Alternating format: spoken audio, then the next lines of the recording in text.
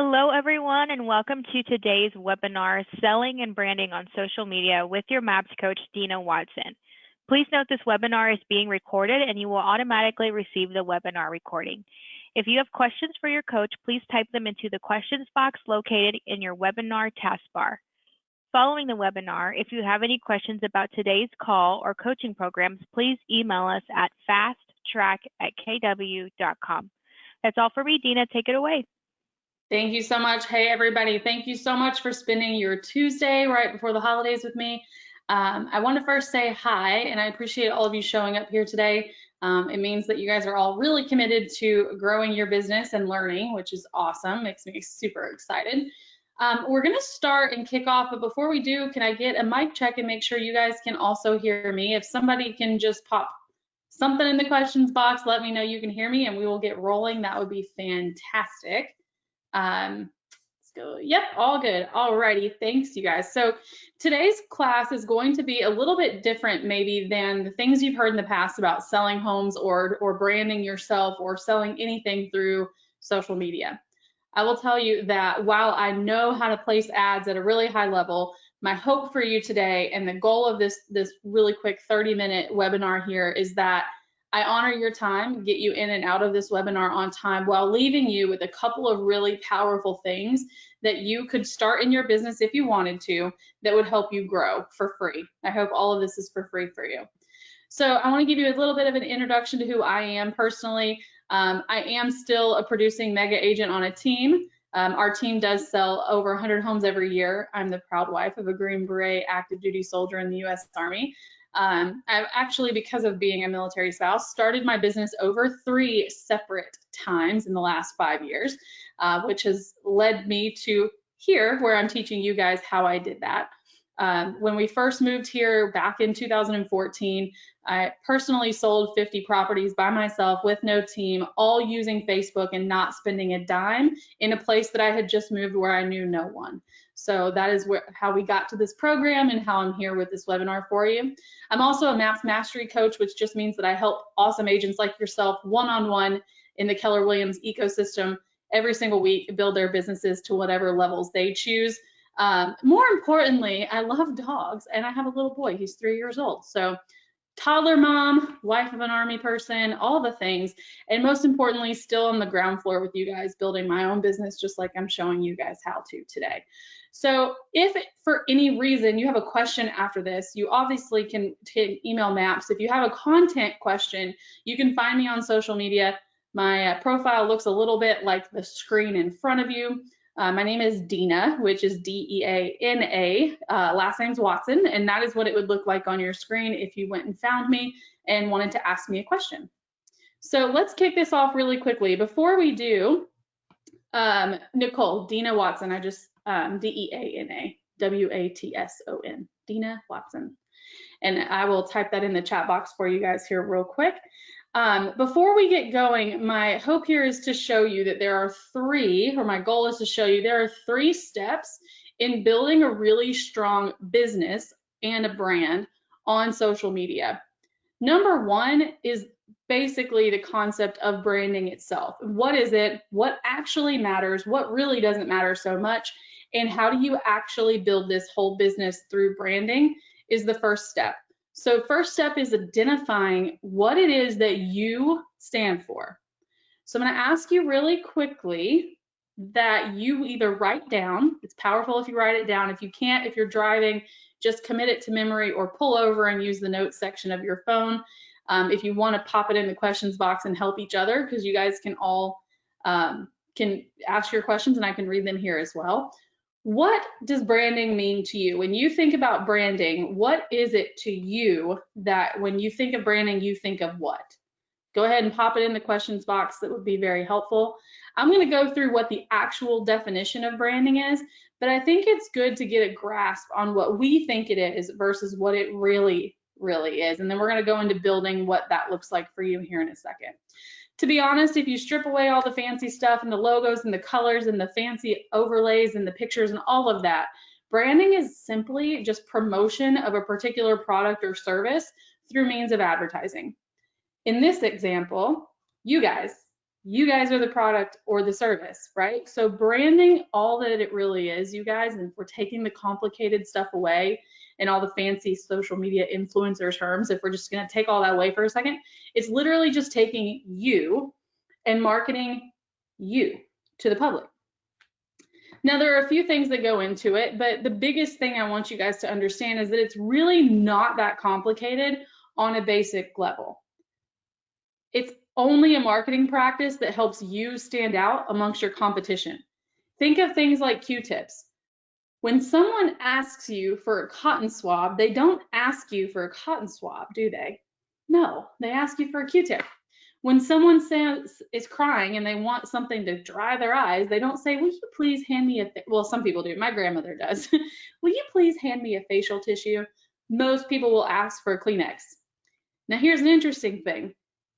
Kleenex is a brand, but if there's a box of Puffs facial tissues sitting right next to them, they will likely still ask for a Kleenex. Kleenex has become synonymous, just like Q-tips have, with the product that they actually branded themselves with. Same thing with Coke, Pepsi, or soda. I know a lot of people will say, can I have a Coke? And in some parts of the country, that literally means Coca-Cola. In other parts of the country, the word Coke is synonymous, or pop is synonymous with a soda of some sort, and we still don't know what you really want, right? So Coke, Pepsi, all of those things are brands. Lastly, of course, the biggest one that put us all in a dependent stage yesterday, actually, Google. Google actually went down yesterday for a few hours, if you don't know. But if you're going to send someone to search for something, you really never ask them to go search for it, do you? Go Google it. Go figure it out. They all become intertwined. And when you can become intertwined with real estate, that is when you've built a really, really strong brand. Now, on a basic level, it is that simple. I think there are still some things you need to know, 6 of them. There are 6 things that make up the component of a great brand, no matter if we're talking about real estate or if we're talking about food empires or Johnson & Johnson products or any of that stuff. There are 6 components to a great brand. And I want you right now, as I read these or as you look at them, to ask yourself, which ones are you missing? You're going to be missing 1 or 2, or maybe you're not missing them, but they need to be improved upon. And I want you to highlight them, put them in the chat box, put them in your notes, circle it, whatever you want to do. Number 1 is an identifiable logo. Every single brand that has become a giant has an identifiable logo, and you can too. There are a few options for logos. Number 1, if you're creative, you can make your own. You can make your own on, in the design program through Command. You can make your own branding. You can also make your own branding stuff on Canva. There are apps on your phone where you can create logos. And if you're not creative, like myself, you can go to programs like Etsy or 99 Designs and all of those type of companies, Fiverr, like 5 and then 2 R's. All of those companies are great for getting started with your logo. Second is, what are the colors that identify your brand? For our team, there's 3 of them. There's navy blue, there's teal, and there's mustard yellow. The reason behind them is I really wanted something that meant something to me. So some people have asked me, how'd you come up with those 3? They're really not something I put together. And to me, I wanted something as I built my team that even though no one in the public would know what it stood for, I knew what it did. Teal is the color of the cancer ribbon of ovarian cancer, of which my mom passed away with. So to me, when I see the teal parts of our brand, or if I'm carrying around one of our cups, it's almost kind of like my mom is still there helping me build my business with me. So sometimes it can be the colors look good, and then sometimes it can be, hey, secretly I want this to mean something, and then you go on the journey of figuring that out. Number 3, you have to have a clear brand promise. What is it that is going to come of the general public working with you? What is it that you have committed to the public in terms of them working with your business? Next thing is I would say the most important, but also the most articulated, I guess, is how do you actually define your target market? Okay, I'm gonna tell you a quick story. I live in a military community. Most people would assume that my target audience, you hear that thrown around, the target audience, Most people would assume that my target audience is the military service member, and I'll tell you why it's not. This is also something that whenever you sit down to decide this, or if you haven't really put much thought into it, go deeper than the first level answer. So my first level answer would be, well, I help the military, okay? As I think more about it, the levels below that is actually my target market, my target audience is actually the military wife, okay? Reason number one, I'm also a military wife, so there's some sort of identifiable connection there that's really easy for me to say, oh, I'm a military wife too, girl, I totally understand. I've moved a few times. There's that instant bond. Second reason is because I personally know, because I'm in the situation, that the military spouse is usually the one who goes ahead of the service member to find the place to live. She's doing most of the footwork, okay? And that's not my opinion. I'm not jaded in that. That's actually real. And so when we do ads, we are not marketing and branding ourselves as a military service member's real estate choice. We're marketing ourselves and appealing to his or her spouse most of the time. Next thing, fifth is design consistency. And I think this is the most violated one of all. When you look at your logo, your email signature, your business card, your signs, your riders, do they all go together? Are they seamless together? Likely not, unless you put a lot of effort into making it so. Most of the time, the answer to that question is no, okay? And that's okay. Right now, you know it. You can work to change it. Make sure you have design consistency. Last but not least, every great brand has a strategic way that they are reaching their target market. So for us, one of the components of our strategy is through education. Yes, I'm a coach, but I also understand that when people feel informed, they make better decisions. So one of the strategies we have is an education strategy.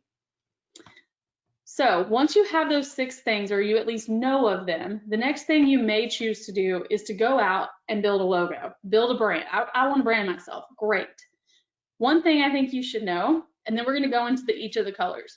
There's actually a phenomenon known as the psychology of color. It's something that is actually very widely studied, and the source for this particular slide is at the bottom if you want to go do some more research, but it is actually proven that 60 to 80% of the purchasing decision can be influenced by the product's color and or packaging. Why do you think companies spend so much money on the packaging? It's not an accident. I'll tell you as a secret. It's really not an accident. So if you don't know what the psychology of color is, it's basically strip all the confusion away. It's basically what happens up here in your mind whenever you see a certain color psychologically that you are unconscious about, okay? Now, I'm gonna go through each color and tell you unconsciously what happens in your brain whenever your eyes register that color. Now, what I want to share with you is all of these, because as you're building your brand, if my target audience is this and my color is something different, you will have conflict, and you won't know why, but you will start to have a piece of conflict in your branding and in your business building that you don't necessarily understand why there's strain there, but subconsciously there is, right? Number 1 is red. And I'll tell you, this is the most interesting thing that I've ever read about.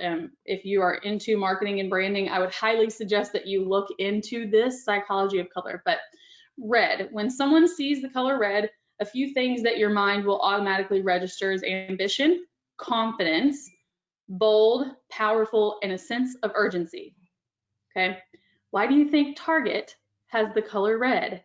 They could have chosen any color on the planet, but they have a sense of urgency. They want you to feel confident in your purchasing decision.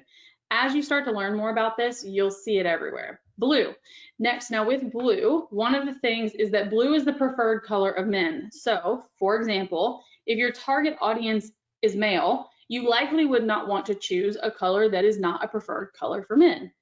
Same thing the other way around, but blue exudes calm, honesty, and trustworthiness.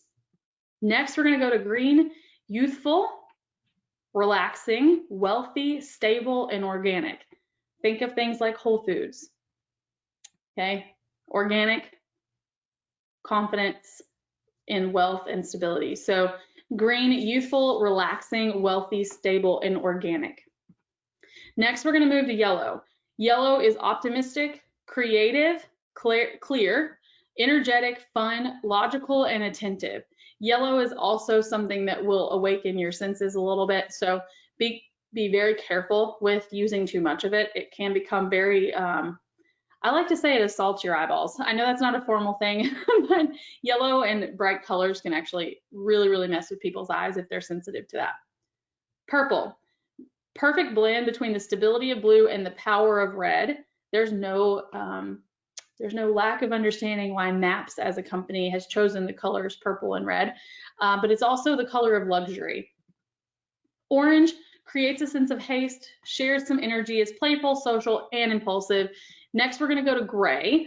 I don't know about you guys, but I am on a MacBook computer right now presenting this to you, and I'm 100% confident that Apple as a company could choose to make their computers, their phones, their iPads, their devices in any color they wish.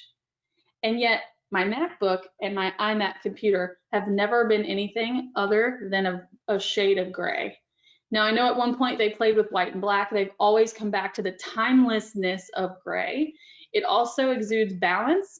It's practical, and it makes you feel like the thing that you are using is solid. Okay, let's keep going. Now, I'm going to take a break real quick, and I want you to write down or pop in the chat box something that you just learned about color that you didn't know. If you already have a brand, I want you to commit to going back and reviewing your target market to make sure it matches with the branding that you already have. And then I also want to make sure that if you already have brand colors, that you like what unconsciously is being said to a client when they see the colors that you have. Okay. Step number 2 for building a really large business on social media is really getting clear and defining your audience, but also defining your message, okay? First of all, a lot of people, when they go to define their audience, they say, I just want to work with buyers and sellers. And I think that's great. However, you really need to know some things like the age of your audience that you want to target. What are they interested in? Even what is the location of their jobs or their socioeconomic status? Now, for me, as you know, the job is military. The age for us is somewhere between 22 and 38 because that's the bulk of who's in the military. And what you're going to do as you build this is you're going to cater fonts that match them. And all of this is taught in our full program for MAPS group coaching social media, which I'll share with you if you want to attend that at the end, how you can get into that. But for right now, for the sake of ease and elegance with this webinar, what you want to do is make sure that the audience that you're targeting matches the message that you're sending. Those two things have to line up for people to feel like you're talking to them. You're going to do that by getting a clear understanding of who, like if that, I like to say, I'm Southern, so I'm sorry if this offends anyone. I like to say if they walked up and smacked you in the face, how would you know that that's your target person? Without a whole lot of attention, you may not know that. Next, I just want to bring this up because we are in a time right now where hot button issues are all over the place. Be very careful with these 6 things: politics, religion, sexual orientation, human welfare, gun control, and any kind of feminist conversations you're having on social media can actually deter people from your brand.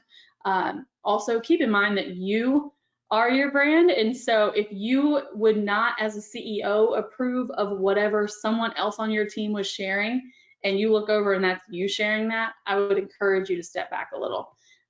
You can actually polarize people from you by sharing some of the things that are hot button issues they won't agree with. Next, I want to give you a really quick idea. If you're talking about, I have my target market, I know who my person is, how do I know that I'm sending them the right message? Number 1, talk about things you believe in and values that you hold. Next, avoid the old school sales tactics. Provide value to them first before you ever ask for anything in return. Next, clearly speak about what you want. I will tell you, I am an offender of lack of clear communication sometimes, and we all are. Speak about things that you have that are goals for your life and how they can help you. If you can, avoid being negative, stay away from drama, always be positive and upbeat and helpful. Step number 3, we're going to talk for a second about the act of marketing and how you will be able to do that. First thing everyone asks is, should I place real estate ads? Yes, you could do that. That's one strategy. And over the duration of the full-blown Facebook program that we have here at MAPS, which I'll share when it starts at the end of this class, but over the duration of that program, we actually do get into how you specifically would place ads and what you would say and different types of them. But for sake of time, there are a few that some of you may hope to place in the future. And if you want help with like defining that, just send me a message on Facebook and I'll help you as it comes up.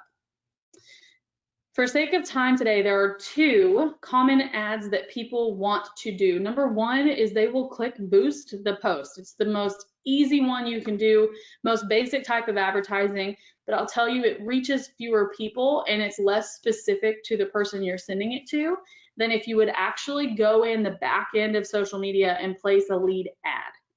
So if you're looking for the most bang for your buck and you're using any program, I would suggest using the ad feature, the lead accelerator in Command.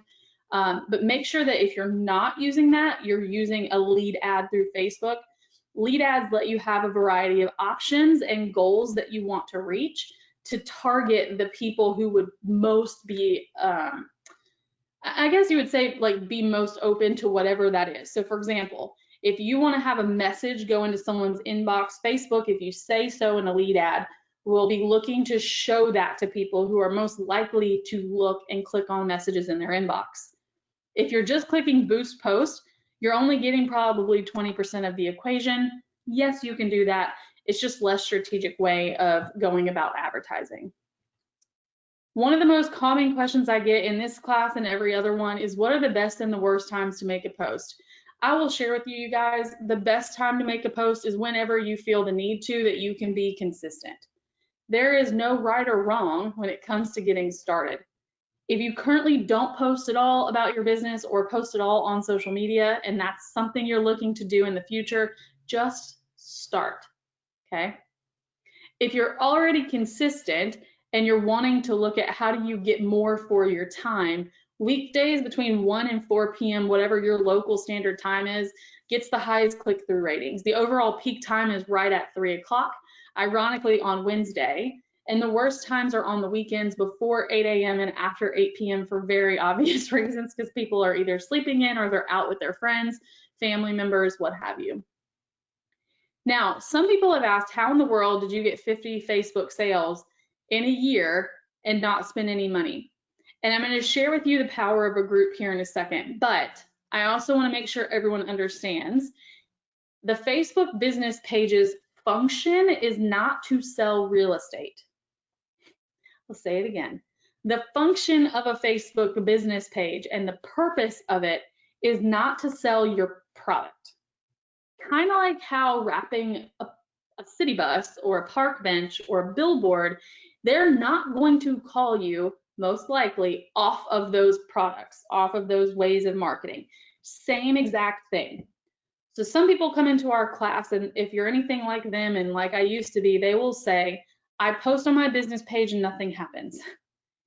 Look at it this way. Your business page is a one-way marketing tool. You're sending messages out to the world and they are likely not set to engage with you. It's not built that way.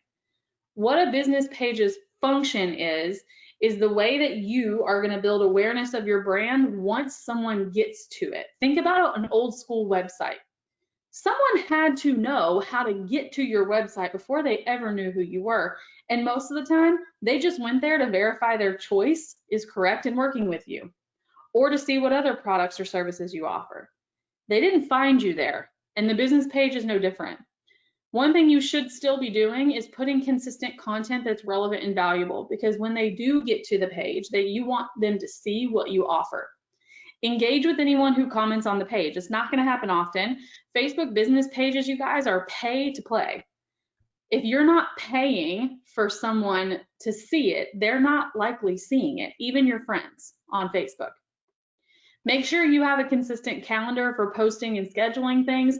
If you're using an auto scheduler, just make sure that you've got that filled correctly. If you're not, you can print out a content calendar blank template off of the internet and use that and manually write it out. That's what I used to do. Make sure you're also posting multiple times per week. I know this says per day.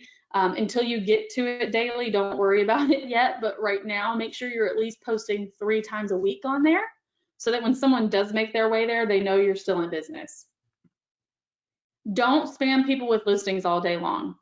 The days of anyone caring whether we have a home to sell or not are over.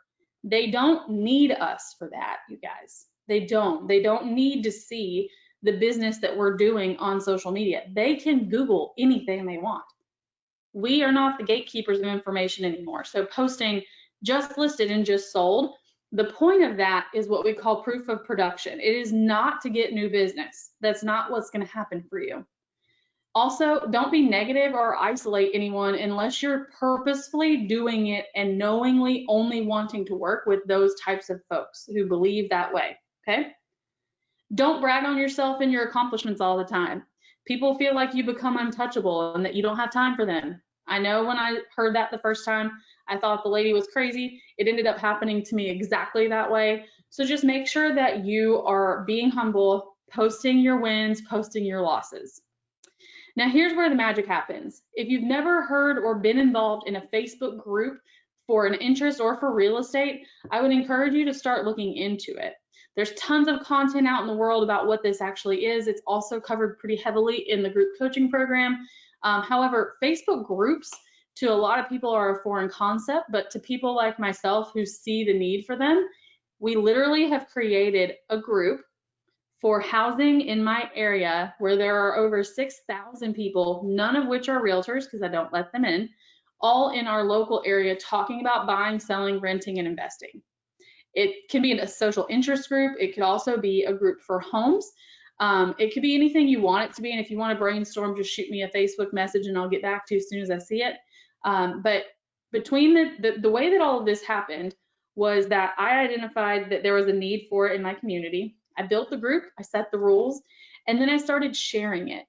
I have it on my sign writers, I have it on my email signature. I was sharing it manually when I would see people asking questions. And over time, and even still, there are about 6,000 people in there, even today, who are in there asking questions about real estate. And my proposition, value-wise, is just to be helpful. I'm not in there selling them on anything. I'm doing market updates. I'm giving them education on what the terminology of real estate actually means. And because of that, we get even still over 50 transactions a year from Facebook very predictably every single year. And that's also led to some really cool referral partnerships. So what type of groups can you create? I just went over a few of them, but I do want to add, you can create a lifestyle group, a networking group like BNI, special interest groups, clubs, or even alumni.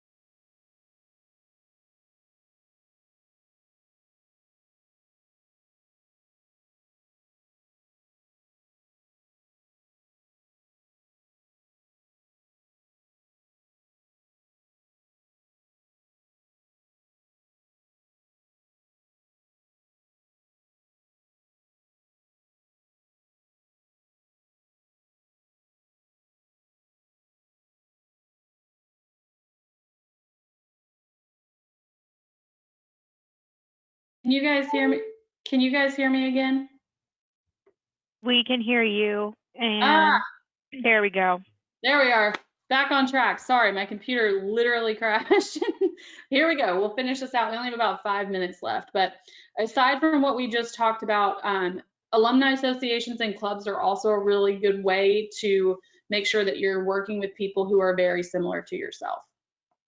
There's a few questions on here I'll answer in just a second once we get to the end. So right now we have about 3 minutes left. So if you want to pop some questions in there, I'd love to answer them. But some people have asked, how do we find about the program? How do we join it? The program online is called 50 Facebook Sales in 50 Weeks. And if you want to find it, you can literally go to MAPS Group Coaching website online. You just pop it in Google, MAPS Group Coaching, search for group programs, and you'll find 50 Facebook Sales in 50 Weeks. It is an 8-week program that is recorded but also live. So we're doing the program live, and the recordings are emailed out to you afterwards. So make sure that you are aware that if you do miss one, that is totally okay. All of it's recorded and you can go back and watch it on your own terms. You also have the ability at the end of the program to have 2 months to catch up if you missed anything. So there's no real need to shy away from, hey, I have something coming up and I don't know if that week would work. It's all pre-recorded. It's totally fine. In the program, we cover an array of different things over the 8 weeks, from video to placing ads to step-by-step on how to brand, a little more in-depth on how to attract people to you. And in the back end, we also have additional content that goes into a Facebook page that's specific just for this group. Some of the other things we'll cover are ad placement, digital door knocking, if you want to call that, how to do just listed and just sold online, different other campaigns, and how you can use Facebook to cover your sphere marketing as well. Some additional perks is that the content that's in there, we've been running this program for over a year. All of that content and all of those videos are already in the social media closed group we have for the program. So that will be in there for you as well. We launched the next version of this on January 12th, so you'll be clear and free of the holidays at 1:30 Eastern time every single week. The investment is $198 one time for the full program, for all the recordings, for all the content in the group and everything in between. And I would encourage you, if you have questions about it, to send me a Facebook message or an email. My email address is Dina Watson, which is DeanaWatson@kw.com. I hope you guys got some really cool stuff from today's class that maybe you didn't know before you came into this. And if you do have, like I said, anything additional, I can't see any other questions in here. So if I didn't cover that, please just reach out to me and I'll answer your question as I see it. I hope you guys have a fantastic holiday season, and I'll see you soon. Bye-bye.